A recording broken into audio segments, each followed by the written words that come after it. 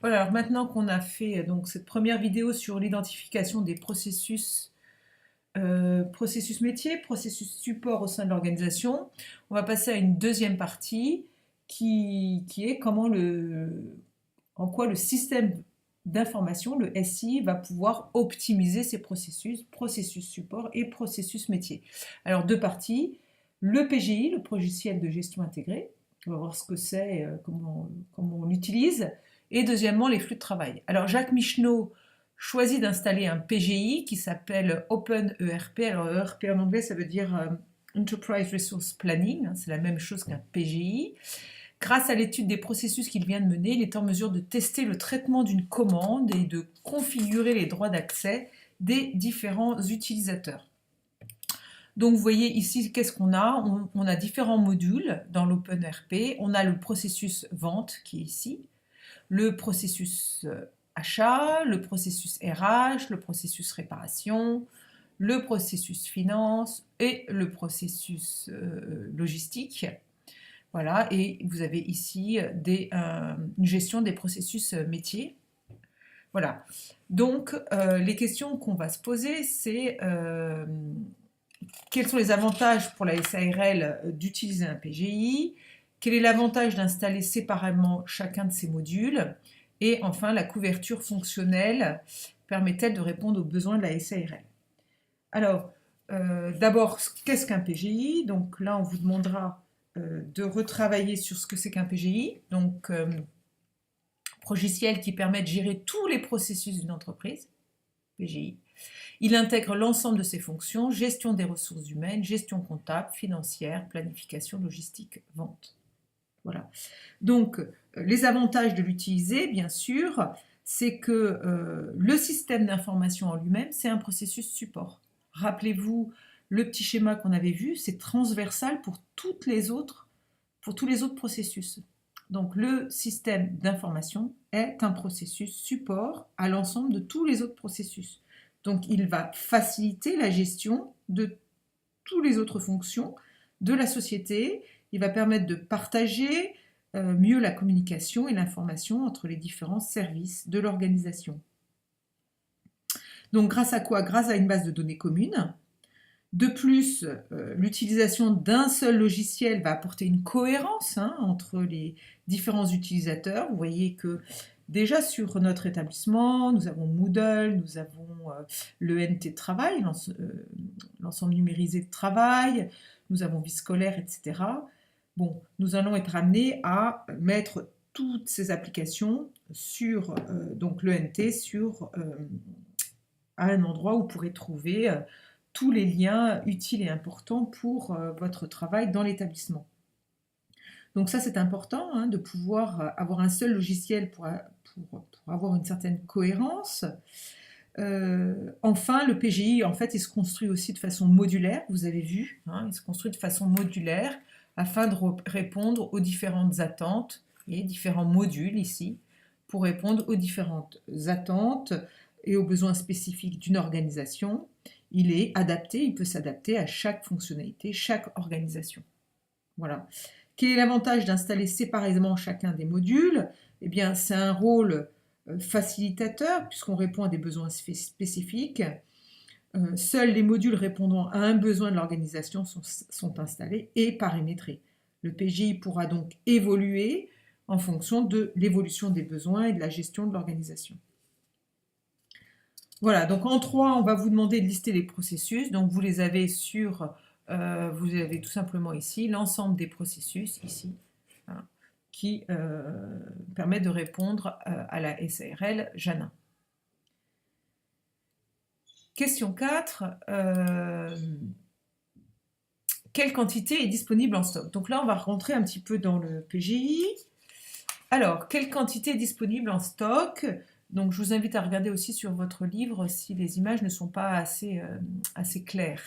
Alors ici, on a quoi? On a 12 produits qui sont disponibles en stock. Ils sont ici, voilà, nos 12 produits disponibles en stock. Quel est le prix d'achat de ce produit? Nous l'avons là. Le prix d'achat, c'est 14,90 €. Dans quel processus les acteurs peuvent-ils être amenés à manipuler cette fiche produit Eh bien, selon la cartographie des processus, on peut avoir eh bien, les acteurs achats, les acteurs finance, vendre une pièce détachée ou un accessoire, réparer un appareil électroménager et la logistique. Voilà, donc on peut avoir tous ces processus-là qui vont manipuler cette fiche produit. On a ici l'unité logistique, l'unité comptable, prix et fournisseur, c'est donc tout ce qui est vendre et réparer un appareil électroménager. Et ici, bien sûr, nous avons aussi l'achat des produits. Voilà. Combien de produits combien de produits composent cette commande? Alors, combien de produits composent cette commande? Ici, qu'est-ce que nous avons? Cette commande, elle est composée, eh bien, nous avons 2 produits différents, nous les retrouvons ici. D'où proviennent les informations sur les produits? Ils proviennent de la fiche produit. Vous voyez, ils vont provenir de la fiche produit. Ici, nous avons le lave-linge 1000. Donc ici, nous avons une fiche produit et une deuxième fiche produit qui est ici. Le PJ va intégrer le module de gestion des produits ainsi que le module des commandes. Donc nous avons des fiches produits qui vont être intégrées à chaque fois dans les commandes. Rappelez-vous ce qu'on avait fait dans le premier chapitre. Ce qu'il faut retenir, c'est qu'à chaque fois, l'information, elle n'est connue qu'une seule fois. On ne va pas à chaque fois rentrer. On a une fiche produit qui va servir pour les différentes commandes. Donc cette information n'est présente qu'une seule fois dans la base de données du logiciel. Donc cette commande, elle concerne le produit de référence 1000 MIE-LE 1279. Voilà. Donc cette fiche, elle est présentée, la fiche 1000, elle est présentée dans le document 9, ici, vous voyez. C'est cette fiche ici, produit. Le prix de vente unitaire hors taxe présent sur la commande et le prix de vente unitaire hors taxe présent sur la commande, 24,54 € et celui de la fiche produit. Donc si on retourne en arrière, on devrait trouver sur la fiche produit eh bien, le prix de vente de 24,52 €. Voilà. Selon la cartographie des processus de la SARL, question 9, dans quel processus un acteur va-t-il enregistrer cette commande? Eh bien, elle va être enregistrée par un acteur en charge du processus, vendre une pièce détachée ou un accessoire, c'est-à-dire probablement un personnel du service vente. À quel processus est liée la mise en colis des produits? Eh bien, c'est le service logistique. Quelle différence constate-t-on avec le document 9? Vous voyez ici, on constate une différence. Là, nous avons que 9 produits qui ont... Donc la différence, elle concerne le nombre de produits en stock. Une fois que la commande elle a été enregistrée et expédiée, la quantité en stock du produit a été mise à jour. Donc au démarrage, regardez tout simplement, au démarrage, cette quantité, elle était sur sa fiche produit, elle était de 12, il y avait une quantité disponible de 12, voilà. On voit apparaître sur le bon de commande, ici nous avons une quantité de 3, donc il y en a 12 en stock, on en fait sortir 3, forcément, c'est mis à jour, il nous en reste 9, 9 et 3, 12. Voilà, donc quelle différence? D'où provient cette différence? Question 13. Donc la PJ, d'après le document, quel processus de la SARL Janin gère-t-il au minimum? Elle va gérer tout ou partie des processus. Donc il y a le processus achat, vente et logistique. Question 14. Selon vous, les données sont-elles enregistrées à un seul ou plusieurs endroits dans le PGI? Eh bien, on voit que chaque donnée est enregistrée en un seul exemplaire dans la base de données du PJ, bien évidemment pour éviter les risques d'erreur. Alors, ici, qu'est-ce que nous voyons? Qui va être responsable? Qui va pouvoir avoir accès au module d'administration? Le module d'administration du PGI permet de le paramétrer totalement et d'installer de nouveaux modules ou au contraire donc c'est qui peut aller sur tous les modules? C'est bien sûr le responsable du système d'information. Sur quel critère principal s'appuie-t-il pour faire ses choix quant au droit d'accès? Eh bien, le critère qui prime, c'est la nécessité d'accès à une fonctionnalité pour un utilisateur par rapport à sa mission. Donc, vous voyez ici, nous avons au niveau aucun accès, une barre rouge, un accès complet, c'est vert, et un accès limité, c'est jaune. Donc, le service logistique, c'est normal, il a l'accès complet à la gestion des stocks. Il n'a pas à avoir accès à la vente, ni aux achats, ni à l'administration. Il peut avoir un accès limité au CRM, c'est-à-dire aux clients, limité aussi aux produits, aux fournisseurs, mais bien sûr, lui, il ne traite pas l'atelier. Vous voyez, le service vente, il a un accès complet à la gestion des clients et de la vente, et il a un accès complet aux produits. Il faut bien qu'il sache quels sont les produits en stock. Un accès complet avec les partenaires. En revanche, il n'a pas accès aux achats, ni à l'administration, ni aux ressources humaines, ni à la finance, comptabilité. Vous voyez comment ça marche pour les droits d'accès. Pourquoi a-t-on donné un accès limité au module de gestion des stocks aux membres du service vente? Eh bien, les membres du service vente, voilà, ils ont un accès limité aux gestions des stocks pour connaître la disponibilité d'un produit. Par contre, ce n'est pas eux qui gèrent les stocks. Celui qui gère les stocks, c'est la logistique. Donc, c'est normal que la logistique soit en charge complète de la gestion des stocks. Pouvez-vous justifier la présence des éléments apparaissant dans le menu alors de Roger Sirion? Alors, le menu de Roger Sirion, qu'est-ce qu'il a, le menu de Roger Sirion? Il est en charge de la réparation, voilà, le service réparation, donc il est à l'atelier des appareils d'électroménager. Donc lui, qu'est-ce qu'il faut? Il faut qu'il puisse accéder au quoi? Aux produits, au stock et à la fabrication pour gérer des ordres de réparation, le temps passé, les pièces détachées utilisées, notamment pour une facturation finale. Selon vous, à quel service est rattachée Maryse Girard? Donc, elle a accès à quoi? Aux produits, au stock, à la fabrication, à la gestion des ventes et au CRM. Eh bien, on peut en déduire que Maryse Girard est sans doute rattachée au service des ventes. Ces deux utilisateurs disposent d'un item qui s'appelle la fabrication. Si vous voyez, fabrication et fabrication. Pour autant, est-ce qu'ils ont les mêmes possibilités d'action quand ils vont les sélectionner? Alors, on va regarder. La fabrication, ici, pour le service vente, il est limité à la consultation. Pour le service réparation, il est complet. Donc, accès complet au module, c'est normal, c'est la réparation, mais limité pour le service vente qui n'est qu'un accès en consultation. Du coup, quel est l'intérêt, question 21, quel est l'intérêt pour l'entreprise de configurer ainsi l'accès au module pour chaque employé? Eh bien, c'est pour assurer la sécurité.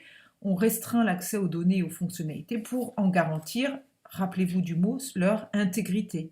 Savoir que ces informations ne soient pas accidentellement enlevées, supprimées ou erronées. Donc, on évite les erreurs de manipulation grâce à ces différents types de fonctionnalités.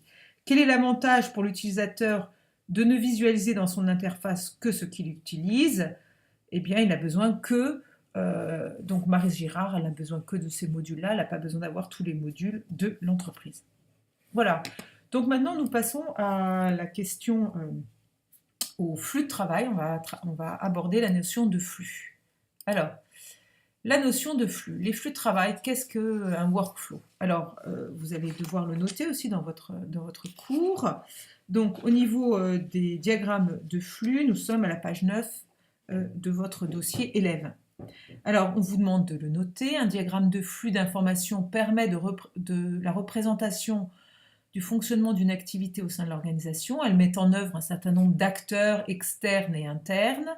Et vous voyez, il y a des flux qui vont s'organiser entre eux. Donc, c'est des flux d'une ou plusieurs activités précises dans une organisation qui est donnée. Voilà.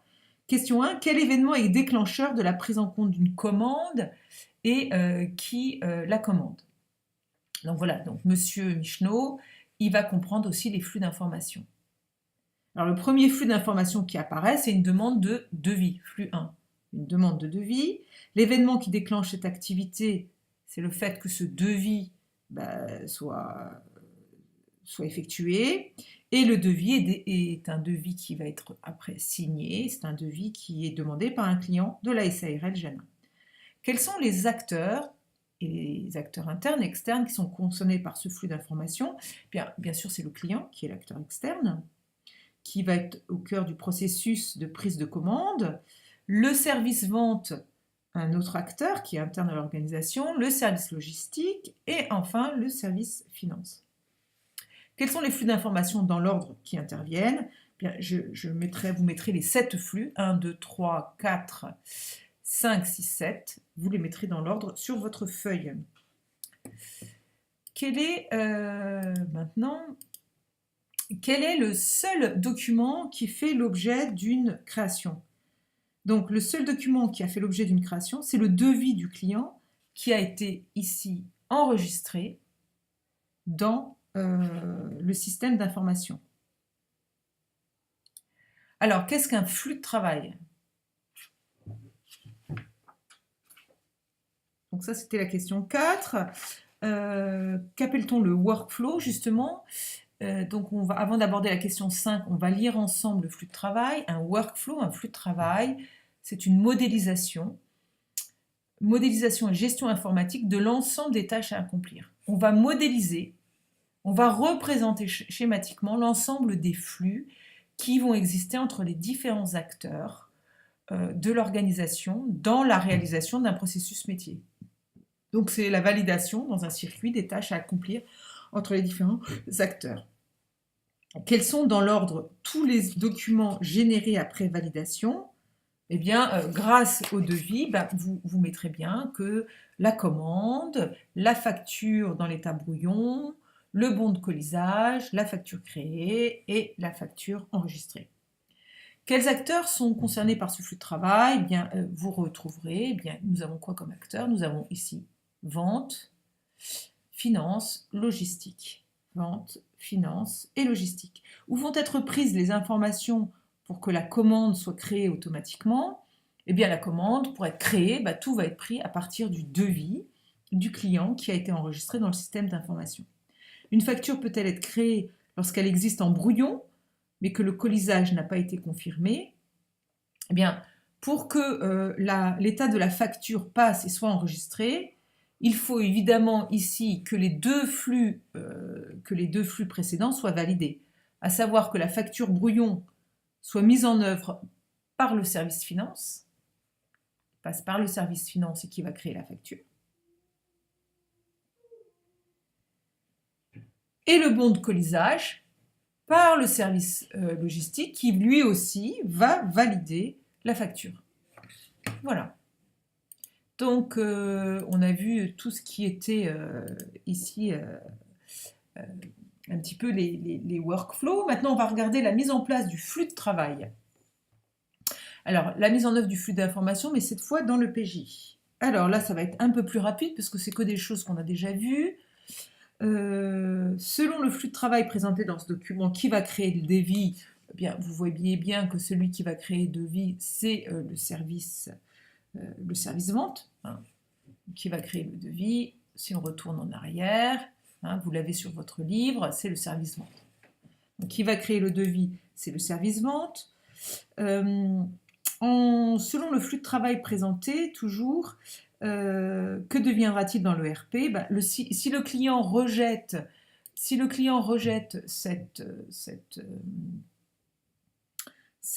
devis en tant que devis, eh bien, rien ne va se passer. Mais si le client l'accepte, ce devis deviendra une commande. Qui va visualiser le devis créé? Eh bien, c'est le service vente. Qui va visualiser le devis créé? Le devis créé, c'est le service vente.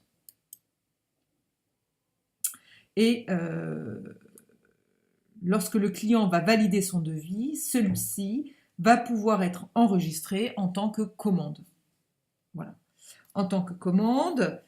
Et vous voyez, tout simplement, on repart toujours de ce schéma.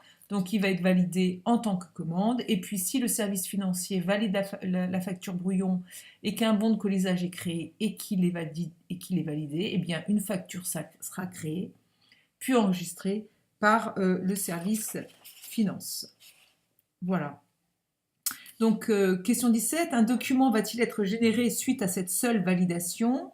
Alors, une seule validation ne suffit pas. Vous voyez, là, il va falloir 2 validations qui vont devoir être nécessaires pour que cette facture soit créée. Le bouton de création de la facture créée ne sera possible. Donc, si on retourne dans notre PGI, le bouton de facturation, création de facture ne sera possible que le bouton de facture, voilà, création de facture, ne sera possible que si le colisage, cette fois, est terminé et que la facture a été créée à l'état de brouillon. À quel acteur de l'organisation cette fenêtre va être proposée? Là, l'enregistrement du paiement, donc on crée la facture, le colisage va être terminé. Donc on retrouve, vous voyez, les deux. Il va falloir que les 2 personnes cliquent, finance et colisage, pour pouvoir créer ici une facture qui sera sans doute faite par un acteur du service finance. Quel événement va provoquer la fin de ce workflow? L'enregistrement total de la facture va mettre fin à ce workflow dans le PGI. Voilà, donc maintenant nous allons voir un dernier petit point qui s'appelle le travail à distance. Voilà, nous étions là, ici, on va créer paiement total, va permettre de provoquer la fin de ce workflow dans OpenRP. Voilà, alors le travail à distance. 2 commerciaux de la société sont en déplacement, l'un à Marseille, l'autre à Limoges. Le responsable doit finaliser très rapidement un devis pour la chaîne de magasins boulanger. Il leur propose une conférence web le jour même à 13 h. Voilà. Alors, donc la question qu'on va se poser, donc qu'est-ce qu'un outil de conférence web? Vous lirez et vous le noterez dans votre page 11 de votre dossier élève. Qu'est-ce qu'un outil de conférence web? Ce sera des outils que vous utiliserez certainement dans vos métiers plus tard. Donc, quelle solution préconise Martial pour organiser une réunion à distance? Elle propose une conférence web pour que les interlocuteurs puissent donner leur point de vue. Je vous propose une conférence web à 13 h. Pourquoi il répond au problème? Tout simplement parce que c'est un partage d'images, de documents, et tout cela peut être consulté et modifié de façon collaborative et à distance. Donc vous voyez, vous commencez à travailler avec des outils collaboratifs, vous voyez tout l'intérêt de pouvoir travailler et à distance et de façon collaborative. Bien qu'elle se trouve à Marseille,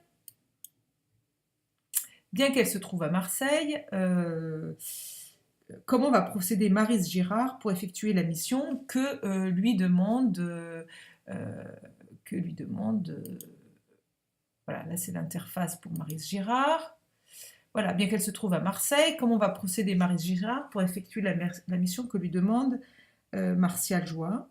Eh bien, elle demande à Maryse Girard d'appliquer on le voit sur la page précédente, on lui demande d'appliquer au devis des changements. Si nous prenons à notre charge les frais liés au transport et diminuons notre marge de 5%, nous devrions nous positionner favorablement. Maryse Girard dit c'est acceptable, je suis d'accord. Très bien, pouvez-vous prendre quelques minutes pour modifier le devis pour que je puisse l'imprimer demain et le transmettre? Comme elle est à l'hôtel, elle a une liaison internet, elle va se connecter, accéder au PGI avec ses droits d'accès et modifier le devis en changeant, en prenant à leur charge les frais du transport et en diminuant sûrement leur prix de vente. Existe-t-il des différences en termes de fonctionnalité entre les 2 interfaces? Donc elles ont la même fonctionnalité. Vous voyez, qu'elles soient en ligne ou qu'elles soient dans l'entreprise, elle a exactement les mêmes fonctionnalités. Le workflow de prise en compte d'une commande va-t-il être interrompu?